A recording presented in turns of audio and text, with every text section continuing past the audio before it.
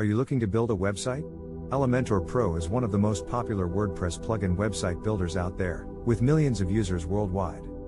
However, researchers have recently warned that this software carries a severe vulnerability that hackers can use to take over complete control of sites running at .n/n. In a recent blog post, cybersecurity researchers Jerome Bruandet of NIN-TechNet and PatchStack revealed a critical vulnerability in Elementor Pro. Any authenticated attacker is able to exploit the flaw to create an administrative account that increases their options for malicious exploitation. According to reports, some actors have already been observed redirecting website traffic to a malicious site, while other hackers have uploaded malicious files, such as wpresortpack.zip, wprate.php, and lll.zip.n/n. WordFence cybersecurity researchers found an even more severe vulnerability in Elementor Pro last year, which enabled any authenticated user to upload arbitrary PHP code.